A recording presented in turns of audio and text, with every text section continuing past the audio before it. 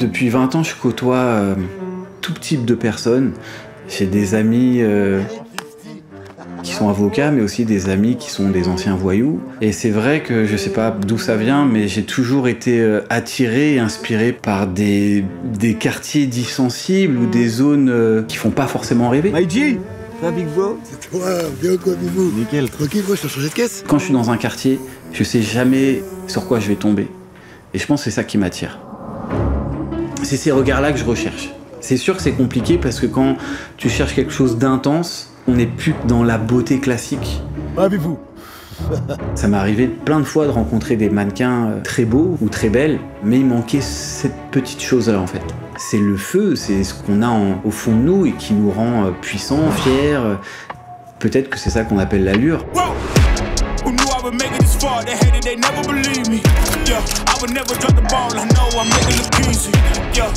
Mayweather with the defense. I don't care what a critic got to say, I got him picking up the pieces. Hook it up.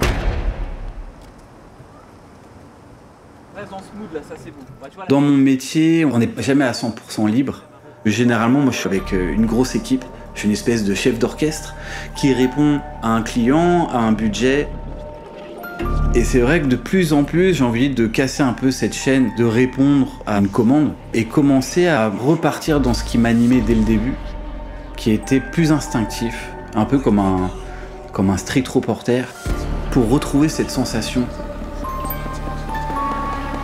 Mais à côté, oui, d'avoir des moments vraiment plus libres, pour moi ça se fait et ça se fera toujours dans des quartiers, quoi.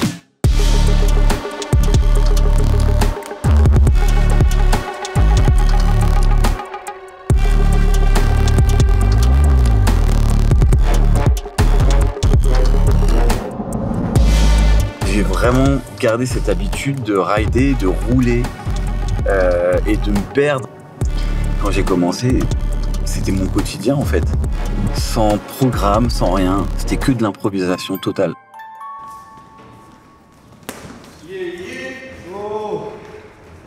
Ça fait du bien justement de retrouver un peu cette sensation.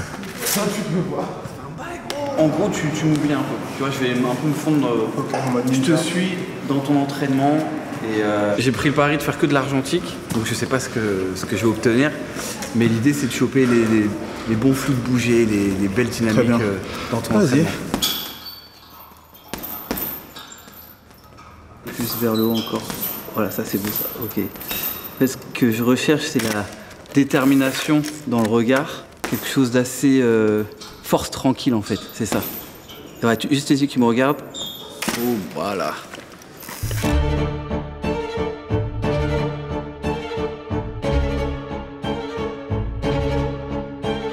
Le vrai lien que j'ai avec tous ces parcours, tous ces chemins, c'est que je pense qu'au fond de nous, on a une espèce d'optimisme.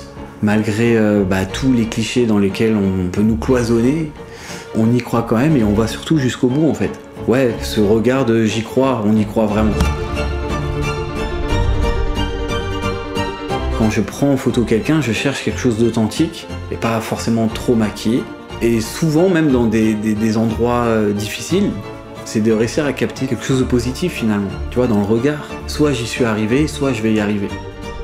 Je pense que c'est ce qu'on retrouve le plus dans mon travail et c'est ce qui illustre le plus l'allure pour moi, c'est la fierté. Et c'est surtout une posture.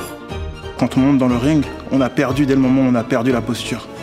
La posture, c'est l'une des choses les plus importantes en fait. Tu donnes une indication en face de toi. Un adversaire, s'il respire différemment, c'est que je l'ai touché. S'il lève plus son bras aussi haut que tout à l'heure, c'est que je l'ai touché. Donc il y a un langage corporel qui est genre juste phénoménal et qu'on peut utiliser en fait dans la vraie vie.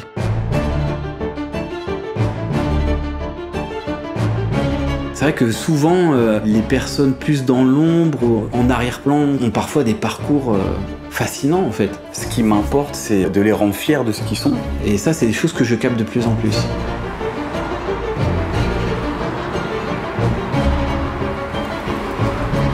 Ma mère, elle était noire de peau, mon père pareil du coup, et moi j'étais blanc. Et quand tu pars à l'école et qu'on te demande si t'es adopté, on a beau t'expliquer que bah non, t'es pas adopté, c'est la vie qui est comme ça, mais quand t'es jeune, tu comprends pas forcément, tu vois. J'ai senti déjà ta puissance, parce que t'as un truc naturel, tu vois. T'as une aisance, on sent que t'es là, t'es présent.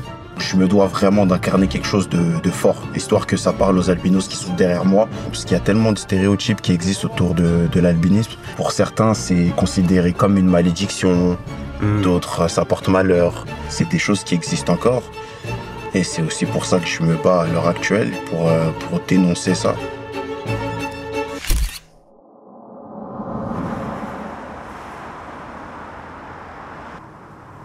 L'énergie que je peux trouver dans la rue, c'est quelque chose qui me transperce. C'est pas quelque chose de perceptible. C'est-à-dire que généralement, je vais chercher un peu dans les coins sombres, dans des environnements où de l'extérieur, on trouve pas ça forcément beau ou esthétique. Bah moi, je vais réussir à trouver de l'allure là-dedans en fouinant un petit peu. Est-ce comme ça tue? Ouais.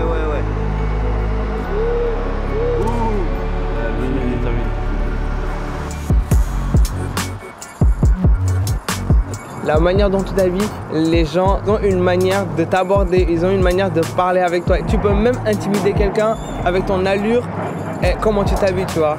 Si je fais un truc et que les gens ils sont pas en mode « Waouh, il est bizarre lui », j'ai loupé le bail. Pour moi, l'allure, c'est une manière de vivre fièrement un peu à côté de la société.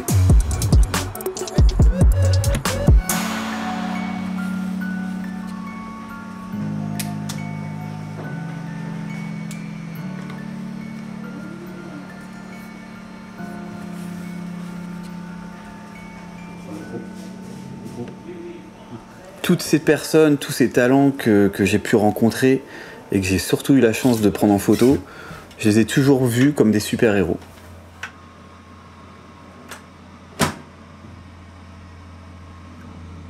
Le plus dur, c'est de casser, de virer tous les détails, toutes les textures, tout le stylisme, ou tous les clichés qu'on peut avoir pour arriver à la photo la plus simple. Résumer en une image et en simplifiant le propos, finalement, c'est plus un travail autour de l'émotion. J'ai besoin d'avoir le petit éclat dans le regard.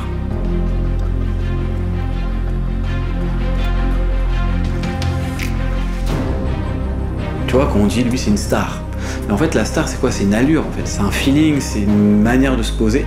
C'est quelque chose d'assez subtil en fait, c'est une saveur. Mais maintenant j'arrive à capter ce truc, on va tout arracher quoi, on va être numéro 1.